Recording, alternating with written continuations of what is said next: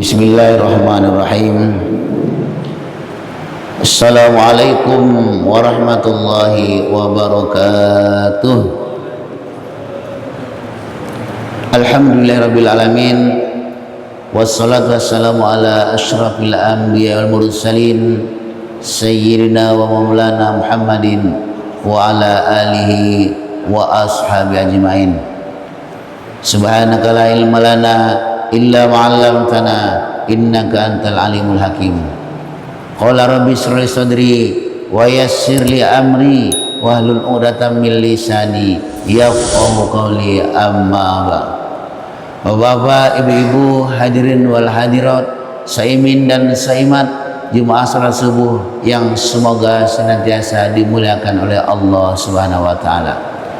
Puji dan syukur kita panjatkan kepada Allah Subhanahu wa taala yang atas limpahan rahmat dan nikmatnya, nikmat umur, nikmat kesehatan, nikmat iman dan Islam, sehingga pada subuh hari ini kita kembali dapat salat subuh berjamaah di Masjid Nurul Huda ini. Mudah-mudahan salat kita, ibadah kita diterima oleh Allah Subhanahu wa taala. Selawat beri salam semoga senantiasa tercurah kepada junjungan alam baginda Nabi besar Muhammad SAW, Nabi akhir zaman yang telah berhasil dengan sukses membawa kita keluar dari alam kegelapan menuju alam yang terang benderang. Hadirin rahimakumullah, diriwayatkan suatu ketika setelah Rasulullah SAW dan para sahabat selesai melaksanakan sholat Idul Fitri, tiba-tiba Rasulullah langsung mengucapkan amin, amin, amin. Para sahabat heran, mengapa Rasul mengucapkan amin sampai 3 kali padahal belum ada berdoa apa-apa. Setelah selesai dan bubar, maka salah seorang sahabat langsung bertanya kepada Rasulullah, "Ya Rasul, mengapa tadi Rasulullah itu selesai sholat langsung mengucapkan amin sampai 3 kali?" Kata Rasulullah, "Wahai sahabatku, ketahuilah, ketika kita selesai sholat Idul Fitri tadi, aku melihat malaikat Jibril. Malaikat Jibril berdoa dan meminta kepadaku agar mengaminkan doanya." Malaikat Jibril berdoa, Rasul mengaminkan. Maka ini doa yang pasti diijabah oleh Allah Subhanahu wa taala. Apa doanya? Yang pertama, doa malaikat Jibril, "Ya Allah, pada hari ini jangan Engkau terima ibadah dan puasanya orang-orang yang durhaka kepada kedua orang tuanya." Maka Nabi mengatakan amin. Hadirin, orang tua kita, orang yang sangat berjasa dalam hidup kita, mereka berkorban siang dan malam untuk membesarkan anaknya. Dia taat pada orang tuanya, tapi setelah dia menikah, itu orang tuanya terabaikan. Dia sibuk ngurus istrinya, orang tuanya terabaikan. Akhirnya orang tuanya itu merasa kecewa, mamanya kecewa. Mengapa dulu waktu belum beristri mamanya sangat diperhatikan, tapi setelah beristri malah mamanya diabaikan. Akhirnya mamanya murka. Alhasil satu ketika Alqamah ini sakit, sekian lama tidak sembuh-sembuh, cari yang bersana kemari tidak sembuh-sembuh. Dan ketika sakaratul maut, diajarkan oleh para sahabat, diajarkan kalimat tauhid. Wahai Alqamah, baca la ilaha illallah, la ilaha illallah. Tapi ya, dah bersilih ganti para sahabat mengajarkan, lidahnya tetap keras, keluh, tidak mengucapkan kalimat tauhid la ilaha illallah. Akhirnya dilaporkan kepada Rasulullah, "Ya Rasulullah, sahabat yang bernama Alqamah ini dalam keadaan sekarat, tapi diajarkan berkali-kali kalimat tauhid, ditalqikan la ilaha illallah, tidak bisa mengucapkannya ya Rasulullah. Akhirnya Rasulullah mendatangi Alqamah. Kemudian ditanya kepada sahabat, apakah Alqamah ini masih punya ibu? Kata sahabat, ada ya Rasul. Tolong panggil ibunya, bawa ke sini. Dipanggil, Bilal memanggil ibunya Alqamah. Akhirnya datang. Ditanya, wahai ibunda Alqamah, bagaimana perihal Alqamah ini? Kata ibunya, oh Alqamah ini orang yang taat kepada Allah, rajin sholat, rajin puasa. Kata Rasul, tapi mengapa dia ini tidak bisa mengucapkan la ilaha illallah dan sakaratnya sangat lama, sakaratul mautnya? Mungkin ibu ini ada yang belum dimaafkan dosa Alqamah ini.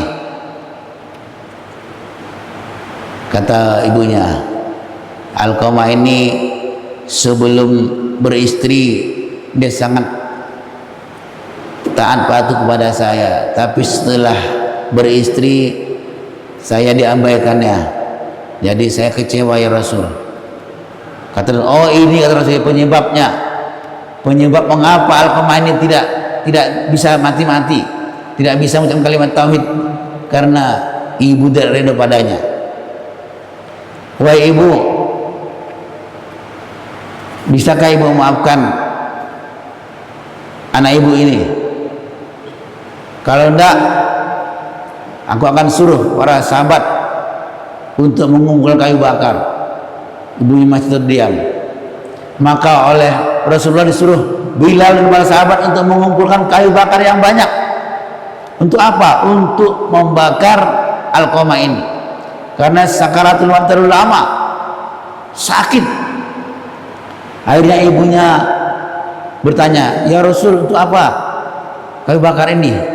Ini untuk membakar anakmu, karena kalau tidak kamu redoi, kalau tidak ada maaf bagimu, maka Alqamah ini sangat sakit sakaratul mautnya, azab Allah itu sangat besar kepadanya. Wahai ibunda Alqamah, jika engkau ingin Allah mengampuni anakmu, maka engkau redoilah dia. Demi zat yang menggenggam jiwaku, kata Nabi, sholat, puasa, sedekah Alqamah selama ini tidak ada manfaatnya jika engkau masih murka kepadanya. Maka mendengar itu, para ibu Alqamah, baik Rasul, saya maafkan dia. Nah waktu itu juga Alqamah tiba-tiba langsung lembut lidahnya dan bisa mengucapkan kalimat la ilaha illallah. Akhirnya dia pun sampai ajalnya. Hari berbahagia, begitu berat. Kalau durhaka pada orang tua kita ini, maka ridha Allah tadi, ridha Allah fi ridhal walidain wa sukhtullah fi sukhtil walidain. Ridha Allah terletak pada ridha orang tua dan murkanya Allah terletak pada murkanya orang tua. Untuk itu mari di kesempatan Ramadan ini kita cari ridho orang tua kita, agar nanti puasa kita diterima oleh Allah Subhanahu wa taala. Yang kedua, kata malaikat Jibril, ya Allah, pada hari ini janganlah engkau terima ibadah dan puasa pasangan suami istri yang tidak rukun, suami istri yang cekcok, bertengkar, tidak saling bermaafan. Pada rumah tangga itu diciptakan agar baiti jannati, rumahku adalah surgaku, tapi rumahnya panas ya. Suami istri bertengkar tiap hari, maka suami istri yang tidak rukun ini puasanya tidak diterima oleh Allah Subhanahu wa taala. Itu hadirin, mari kita jaga keharmonisan dalam rumah tangga. Jangan sampai antara suami dan istri itu terjadi cekcok terus menerus. Di hari baik, bulan baik, di Idul Fitri nanti saling bermaafan, karena manusia ini tempat salah, khilaf dan lupa. Yang terbaik adalah saling memaafkan. Jangan pokoknya karena tidak dapat baju baru sang istri tidak negur suami tidak dapat baju baru. Mari kita saling menghargai.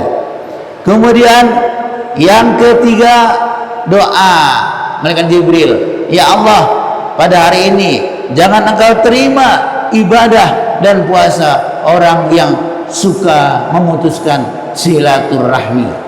Maka Nabi mengatakan amin.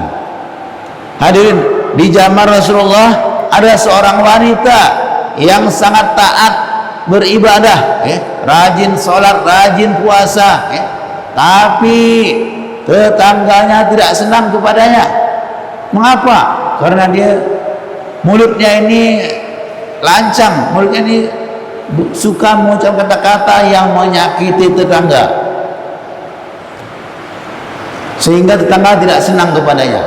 Akhirnya sahabat melapor kepada Rasulullah, ya Rasul, ada seorang wanita di kampung kami sana, rajin sholat, rajin puasa, tapi mulut yang kata-kata yang diucapkan dari mulutnya ini selalu menyakitkan tetangga. Bagaimana itu ya Rasul?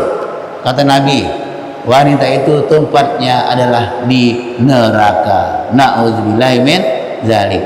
Maka dia berbahagia, kita harus menjaga hubungan hablum minallah, hablum minan nas. Hablum minallah itu hubungan dengan Allah, kita beribadah, sholat kita, puasa kita. Hablum minan nas, kita jaga hubungan sesama manusia, kita tegakkan silaturahmi, jangan suka memutus hubungan silaturahmi, jangan suka mencaci, jangan suka memaki, jangan suka menghibah, jangan memfitnah.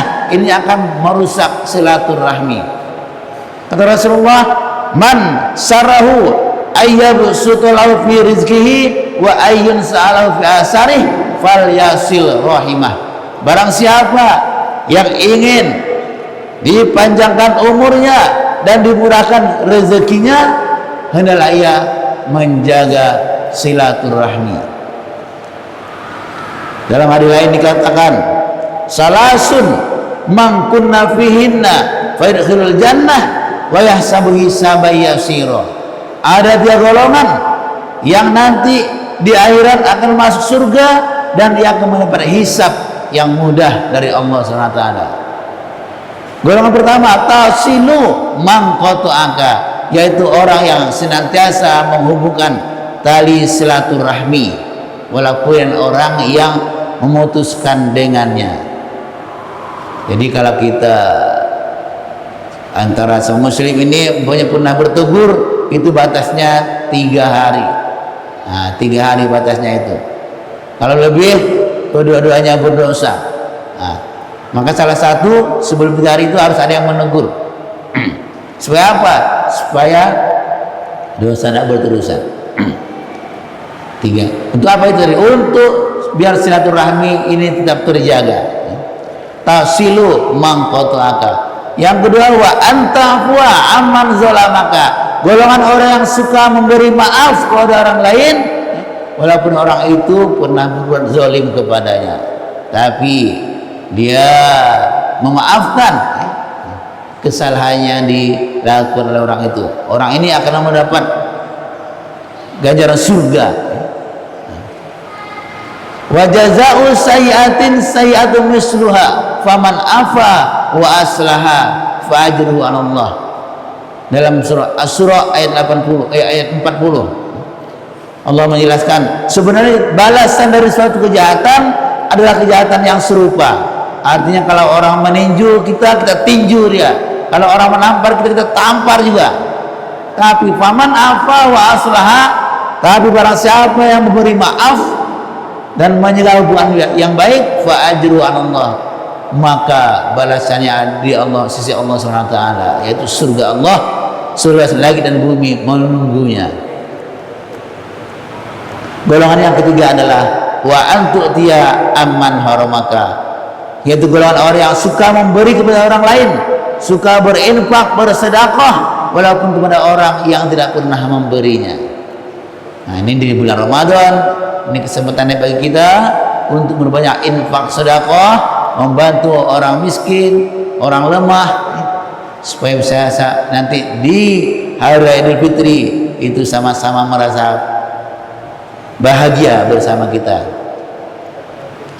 Allahum anis soal ya hazal yaum, kayakan mereka agar tidak meminta-minta pada hari raya Idul Fitri ini. Hari berbahagia, mudah-mudahan Allah SWT menjaga kita dari 3 hal ini. Yang pertama, jangan sampai kita durhaka kepada orang tua.